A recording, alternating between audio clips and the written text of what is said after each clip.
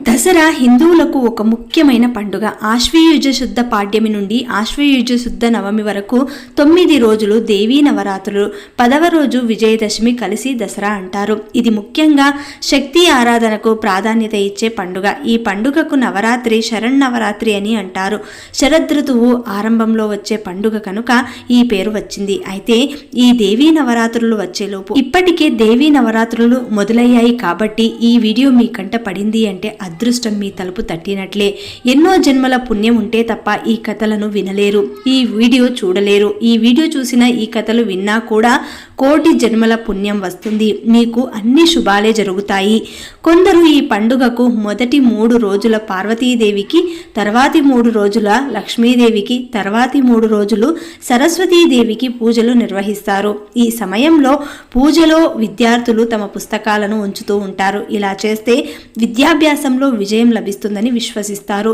సామాన్యులే కాక యోగులు నవరాత్రులలో అమ్మవారిని పూజిస్తారు. ముఖ్యముగా శాక్తేయులు దీనిని ఆచరిస్తారు. హైందవ మతంలో దేవుడికి ఎంత ప్రాధాన్యత ఉందో ప్రకృతికి అంతకు మించిన ప్రాధాన్యత ఉంది. ఎందుకంటే ప్రకృతి లేనిదే మనిషే లేడని మనకు తెలుసు. అందుకే ఆ తత్వాన్ని శక్తి అని పిలుచుకుంటున్నాము. మన దృష్టిలో శక్తి అంటే కేవలం ఒక పదం మాత్రమే కాదు, అది చలనానికి ప్రతీక. ఆ శక్తిని భిన్న రూపాలలో, భిన్న పాత్రాలలో ఆరాధించే సందర్భమే దేవీ నవరాత్రులు. నవరాత్రి పదంలో నవశబ్దం 9 సంఖ్యను సూచిస్తుంది. నవరాత్రులను అహోరాత్రులు అని ధార్మిక గ్రంథాలు వివరిస్తున్నాయి. అంటే 9 పగుళ్ళు 9 రాత్రులు నిర్వర్తించే దేవీ పూజకు ఒక ప్రత్యేక విధానం ఉంది. ఆశ్వయుజ శుద్ధ పాడ్యమి నుండి ఆశ్వయుజ శుద్ధ నవమి వరకు 9 రాత్రులు 9 పగుళ్ళు అమ్మవారిని పూజించడం ప్రశస్తంగా చెప్పబడుతోంది. దీనిని శరన్నవరాత్రులు లేదా దేవీ నవరాత్రులు అంటారు. నవరాత్రి వాస్తవానికి ఋతువుల సంధికాలం. ఈ సమయంలో సృష్టికి కారణమైన మహామాయ తీవ్ర వేగం కలిగి ఉంటుంది. పూజాదుల చేత ఆమెను ఆహ్వానించడం సులభ సాధ్యం. కాబట్టి ఈ సమయంలో 9 రోజులు నవదుర్గలను నిష్టగా పూజించే ఆరాధకులకు దేవీ అనుగ్రహం లభిస్తుంది. నవరాత్రులలో రాహుకాల వేళ రాహుకాల దీపం వెలిగించాలి. ఇలా చేయటం వల్ల రాహు యొక్క ప్రతికూల ప్రభావం తగ్గి దోష నివారణ జరుగుతుంది. లలిత సహస్రనామాలు, దుర్గా సప్తశతి పారాయణ చేసే భక్తుల కోరికలు నెరవేరుతాయి. రోగపీడలతో బాధపడేవారు, జాతకంలో అపమృత్య దోషం ఉన్నవారు ఈ 9 రోజులు నియమం తప్పకుండా దేవీ ఆరాధన చేయటం శుభకరం. ఇక ఈ దేవీ నవరాత్రులు వచ్చేలోపు లేదా దేవీ నవరాత్రుల్లో ఈ కథలు వింటే చాలా లెక్కలేనంత అదృష్టం, ఐశ్వర్యం వస్తుంది.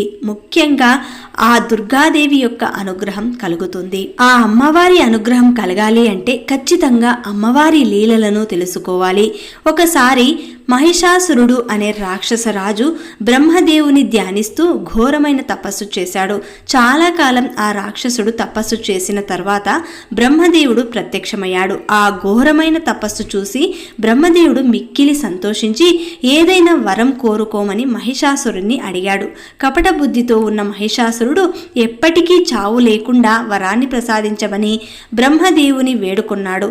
అప్పుడు బ్రహ్మదేవుడు, నాయనా, పుట్టిన ప్రతి జీవికి మరణం తప్పదు, మరేదైనా వరం కోరుకో అని అనటంతో మహిషాసురుడు ఇలా ఆలోచించసాగాడు. మరణాన్ని తప్పించే వరం ఎటో పొందలేకపోయాను, కానీ మరణాన్ని పొందకుండా ఉండడానికి మరే విధమైన మార్గాలు ఉన్నాయా అన్నట్లుగా ఆలోచించి, స్త్రీలు పురుషులతో సమముచ్చీలు కాదు కాబట్టి, వారు మృదు స్వభావం కలవారు కాబట్టి, వారితో ప్రాణహాని ఉండదు కాబట్టి వరాన్ని ఈ విధంగా కోరుకుంటే బాగుంటుంది అని ఆలోచించి, ఓ బ్రహ్మదేవా, స్త్రీ చేతులలో మాత్రమే మరణం ఉండేటట్లు నాకు వరాన్ని ప్రసాదించు దేవా అని కోరుకుంటాడు. అప్పుడు అటులనే తదాస్తు అని మహిషాసురుడు కోరుకున్న వరాన్ని అతనికి ప్రసాదించి అక్కడి నుంచి అదృశ్యమయ్యాడు. బ్రహ్మదేవుడు మరణమే లేని వరం పొందాననే ఆనందంతో మహిషాసురుడు తన రాజ్యానికి తిరిగి వెళ్ళిపోయాడు. కొంతకాలానికి సమయానికి ఆ రాక్షసుడికి ఒక దుష్టమైన ఆలోచన వచ్చింది. అదేమిటంటే పురుషులతో తనకు మరణం లేదు కాబట్టి దేవతల లోకమైన అమరావతి మీద దండయాత్ర చేయాలని అనుకున్నాడు. వెంటనే సైనికులతో, సైనికులారా, విజయకాంక్షతో చెలరేగి ఆ స్వర్గలోకాన్ని తుతుముట్టుదామంటూ ఇంద్రలోకంపై దండెత్తాడు. ఈ విషయం తెలుసుకున్న ఇంద్రుడు చాలా కోపంతో తన సైనికులను కూడా యుద్ధానికి సమయత్తం చేసి రణరంగానికి పయనమయ్యాడు. చాలా మంది రాక్షసులు ఇంద్రలోకంపై దండెత్తినప్పటికీ విజయం సాధించలేకపోయారు. కానీ ఈసారి ఆ భయంకరమైన యుద్ధంలో ఇంద్రుడు మహిషాసురుని చేతిలో పరాజయం పాలై స్వర్గలోకం విడిచిపోయాడు. ఇంద్రలోకాన్ని అధిష్ఠించిన మహిషాసురుడు విజయ గర్వంతో ఇంకా చెలరేగిపోయాడు.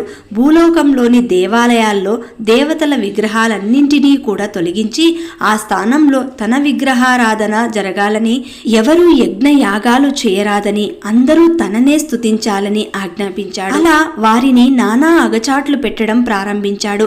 మహిషాసురుని విపరీత కృత్యాలకు వేగలేని ఋషులు, మునులు, దేవతలు కలిసి ఆ బాధల నుంచి విముక్తి పొందడానికి కైలాసానికి వెళ్ళి కైలాసనాథుడైనటువంటి ఆ బోళాశంకరుడికి మహిషాసురుడి అకృత్యాలు వివరించారు. అప్పుడు ఆ బోళాశంకరుడు తన దివ్య దృష్టితో మహిషాసురుడి శక్తిని పరీక్షించి మహిషాసురుడు బ్రహ్మదేవునితో వరం పొందడం వలన మరియు సహజంగానే అతను శక్తివంతుడు అవ్వటం వలన మహిషాసురుని తుదముట్టించడానికి త్రిమూర్తుల అందరి శక్తి అవసరమని గ్రహించాడు.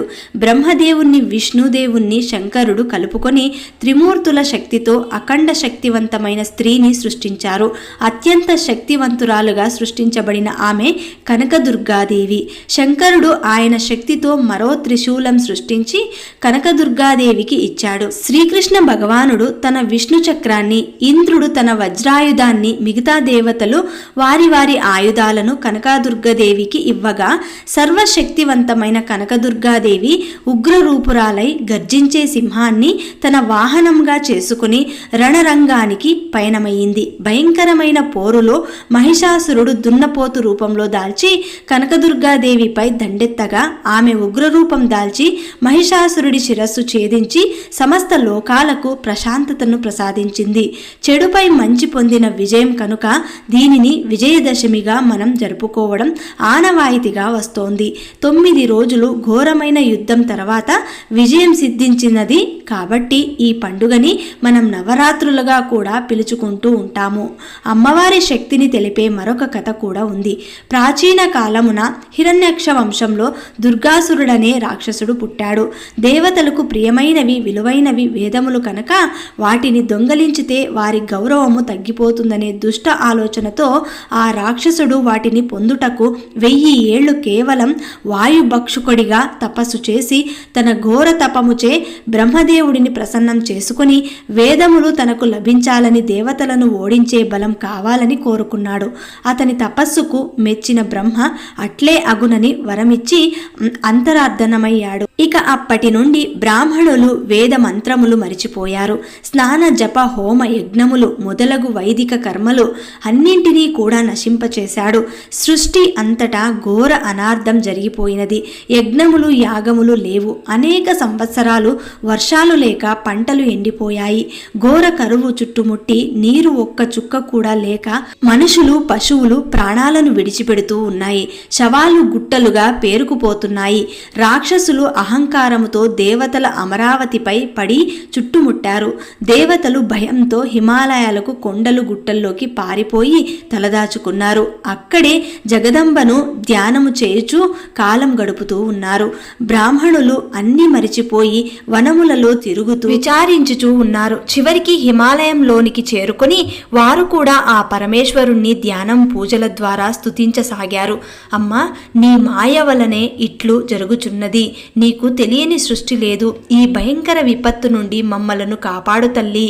వేదాంత వేద్యవు చిత్రారూపిణివి, సకల ఆగమ శాస్త్రములు సతీ సతీ అని నిన్ను స్తుతించుచున్నవి. అమ్మా భగవతి, శరణం శరణం అని వారందరూ కూడా విలపించుచున్నారు. కరుణామయురాలైన ఆ మహేశ్వరి అఖండ తేజముతో అనంత దివ్య రూపమున వారికి దర్శనమిచ్చెను. కన్నులు నీలి కమలములు వలె ప్రకాశించుచున్నవి. ఆ దేవి చేతిలో బాణములు, కమల పుష్పములు, చిగురుటాకులు, కూరగాయలు ఉండెను. ఆకలి దప్పులు తొలగించే శాకములు, ఖాద్య పదార్థములు, రసభరితమైన ఫలములు ఆమె హస్తముల యందు శోభితమై ఉన్నది. గొప్ప ధనస్సు కూడా ఉన్నది. సహస్ర కోటి సూర్య కిరణాల తేజోరూపంతో ఆ కరుణామయి అనంత నేత్రముల నుండి నీరు ఉప్పొంగసాగెను. 9 రాత్రులు దేవి కన్నుల నుండి వెలువడిన ఆ జలధారతో ప్రాణులన్నీ కూడా సంతృష్టిని చెందాయి. నదులు సముద్రంలో నీటితో నిండి కలకలలాడెను. దాగి ఉన్న దేవతలు బయటికి వచ్చారు. వారు కూడా ఆ పరమేశ్వరిని మనస్పూర్వకముగా కన్నీట జనములతో శరణాగతిని వేడారు. అనేక విధముల స్తుతించారు. వారి శక్తిని తిరిగి ఇవ్వమని, వారిని కాపాడమని వేడుకున్నారు. ఆ పరమేశ్వరి కరుణామయి వారి దినమైన ఆలాపనలను విని కరిగిపోయెను. అనేక శాకములను, రుచికర ఫలములను, అన్నమును ఇచ్చి పశువులకు కొత్త తృణములను వసంగెను. అందుచే ఆమెను వారందరూ కూడా శాకాంబరి అని పిలిచిరి. వేల కొలది కన్నులతో జలమును వసంగినిది కావున ఆమెని శతాక్షి అనే నామముతో పిలిచిరి. దుర్గాసురుడికి ఆ వార్త తెలిసింది. వెంటనే వాడు అంతులేని సైన్యముతో దేవతలపైకి యుద్ధములకు వచ్చెను. కాని ఆ దేవి నలువైపుల నుండి తేజోమయి చక్రముచే దేవతలను కాపాడుతూ దుర్గాసురుడితో యుద్ధం కొనసాగించెను. ఆమె నుండి అనేక శక్తులు ఉద్భవించెను.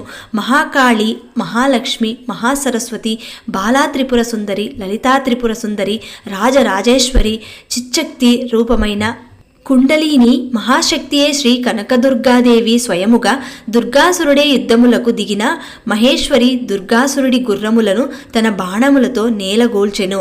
జగదాంబ ప్రయోగించిన 5 బాణములతో దుర్గాసురుడి ధ్వజము రథము కూలెను. వాడి వక్షస్థలమును బాణములు చీల్చివేయుగా ఆ భయంకర దానవుడు చనిపోయాడు. వాడి తేజము అమ్మలో కలిసిపోయింది. బ్రహ్మ, విష్ణు, మహేశ్వర సకల దేవతలు అమ్మను 1000 నోళ్ల శతాక్షి అని, శాకాంబరి అని కొనియాడరు.